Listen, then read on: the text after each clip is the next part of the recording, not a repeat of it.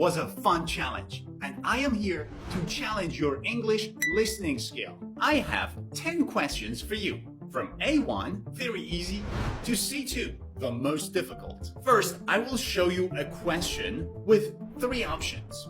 Then, you will listen carefully to an audio file, and finally, you will choose the answer and I will explain it to you. Now, if you need to listen more than once, feel free to pause the video, rewind, and play again. Okay, are you ready? Let's go with the first one. This is the easiest question of A1 level. Here's a question.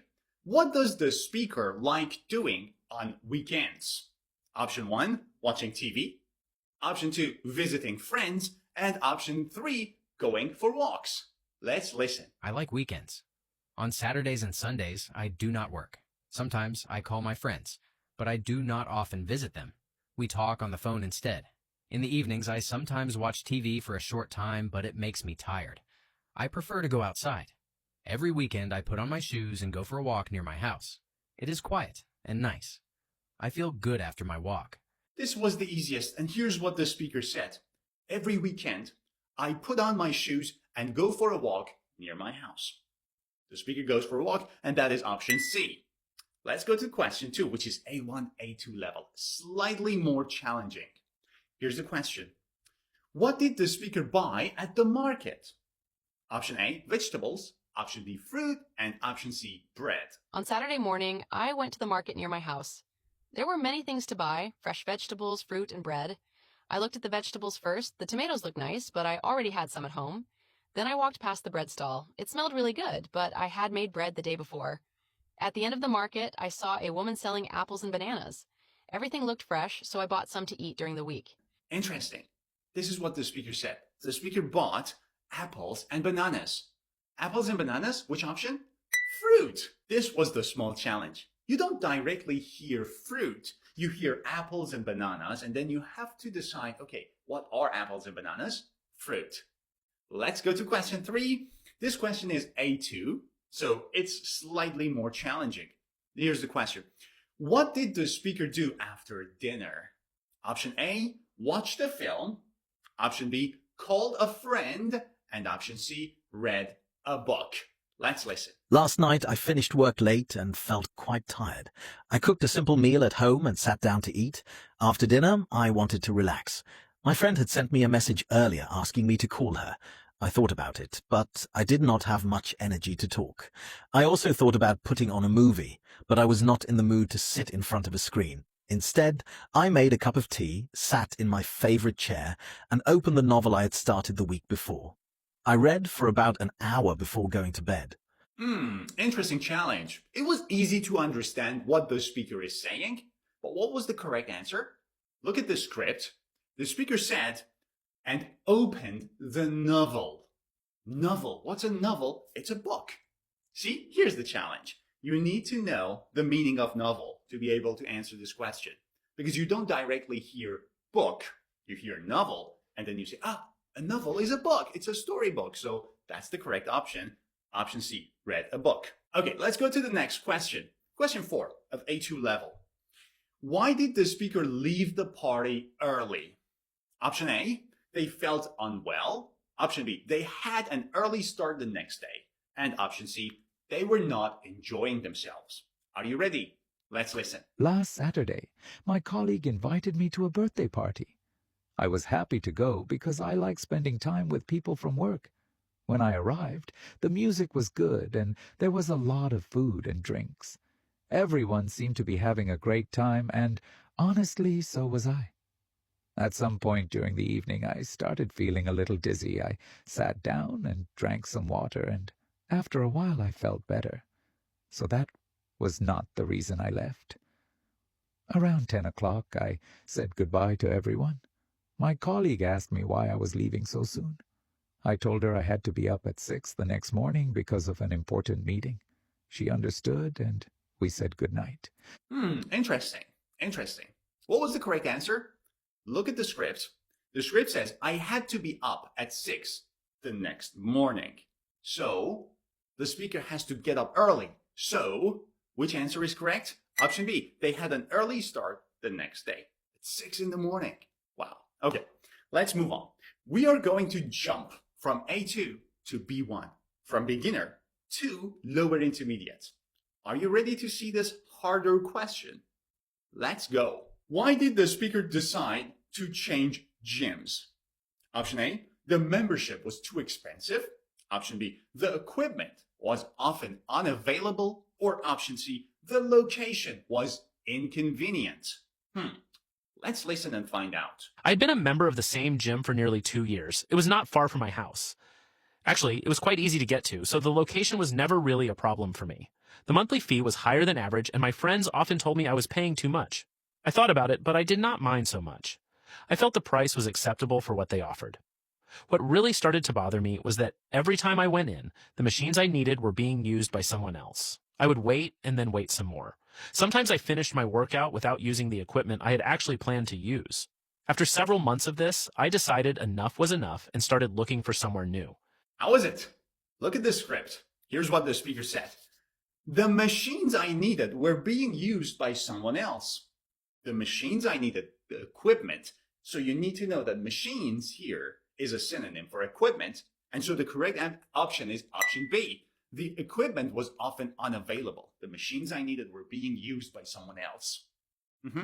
Let's continue the intermediate level. We're going to the upper intermediate, B1, B2. Let's see the question. Why did the speaker stop working with the agency? Option A, the pay was too low. Option B, the working hours were difficult. Or option C, they lost trust in how the agency operated. Are you ready? Let's listen. I worked with a freelance agency for about 3 years. There were periods when the workload was heavy and the hours were unpredictable. I won't pretend that was easy. There were nights I genuinely considered walking away just because of the exhaustion. The pay was another story that came up often, especially among colleagues. A few of them left over it, and I understood their frustration. For me personally, it was tight but manageable. What eventually made the decision for me was harder to put into words at first. I started noticing small things. Projects described to clients in ways that did not quite match reality. My work occasionally credited to others without any explanation. I raised it once, then again. Nothing changed. At that point, something shifted for me that no salary increase could have fixed. It was a tough one, right? This kind of question is difficult because you do not find the exact answer in the audio file. You don't hear the exact answer. But you have to understand the context. You have to understand the story and decide what the correct answer is. Here's the script. Look at this part. The speaker said, I started noticing small things. Like what? Like projects described to clients in ways that did not quite match reality. So the description didn't match reality. Okay. My work occasionally credited to others without any explanation. So the company is operating in a bad way and the speaker doesn't trust the company anymore. That's option C. That was the correct answer. See, slightly more challenging, but let's increase the challenge. Let's go to upper intermediate B2. And here's the question. What does the speaker believe was the main reason the project failed? Pay attention to the question, guys. What does the speaker believe was the main reason the project failed? Option A, the team lacked the necessary skills. Option B, the budget ran out. Or option C, key decisions were made too late. Let's listen. The project failed, and afterwards, everyone had an opinion about why. Most of my colleagues blamed the budget. They said the funding simply was not enough to do the job properly. I understood why they felt that way, but I never fully agreed. Others pointed at the team, questioning whether we had the right people for something so complex. Personally, I thought that was unfair. Everyone worked hard and knew what they were doing.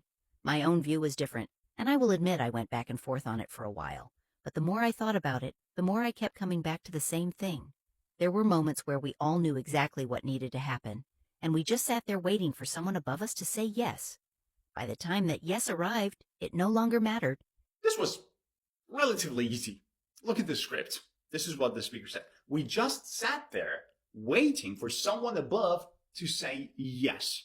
By the time that yes arrived, it no longer mattered. So they were waiting a lot for a yes from above, which means Option C, key decisions were made too late. Okay, how's it going so far? Are you doing well? We're going to go from intermediate to advanced, from B2 to C1. Are you ready to stand up to this challenge? Let's see. Let's find out. What does the speaker believe was the main factor in the company's success? Again, pay attention. What does the speaker believe was the main factor? A, a strong marketing campaign. B, good timing. Or C, the quality of the product. Are you ready? Let's listen. People in the industry still talk about how that company grew so fast. There are different theories. The most popular one, and the one you will read about in most articles, is that their marketing was exceptional. Clever campaigns, strong branding, the right message at the right time. I spent years believing that myself. There is also the timing argument. They entered the market just as demand was growing, and some people say that any decent product would have succeeded under those conditions. There is probably some truth in that. But the more companies I have worked with since then, the more I have shifted my thinking. Good marketing can sell something once. Fortunate timing gets you through the door. Neither keeps customers coming back year after year the way this company's did. When I looked closely at their retention numbers and the way people talked about what they were actually selling, it became harder to argue against the thing that was there all along. Okay, the challenge in this one is that, again, you need to listen and you need to gather information, analyze, and choose the correct answer. You don't hear the correct answer directly. This is what the speaker said. Good marketing can sell something once. So good marketing is okay to sell something once. Not huge success, but sell it once. Okay, so good marketing is not the option. Fortunate timing gets you through the door. That's also a good factor. Neither keeps customers coming back. So marketing, okay. Timing, okay. But neither keep customers coming back. So what's the third option? Good product. See how I got to the conclusion? Correct option is the quality of the product, option C. Let's go to question 9. Guys, I have saved the most difficult question as question 10. So let's see if you can get the correct answer for questions 9 and 10. This is C1, C2. What does the speaker think was responsible for the neighborhood's decline? Option A, rising crime rates, more burglars and thieves and gang members on the street, local businesses closing down, or people moving away. Let's listen. I grew up in that neighborhood and watched it change slowly over the years. Most people I know blame the crime. And yes, it got worse. But I always thought that was more of a symptom than a cause. Others point to the empty shops on the high street. Businesses did close, one after another, and it was painful to watch. But ask yourself, why did they close? Because the customers had already gone. That is what nobody wants to say directly. Families left first, quietly, one by one. Once that started, everything else followed. The shops lost customers, the streets felt less safe, and the area just hollowed out from the inside. How was it? Not that challenging, was it? Look at the script. Here's what the speaker said. Families left first, so people moved away first. One by one.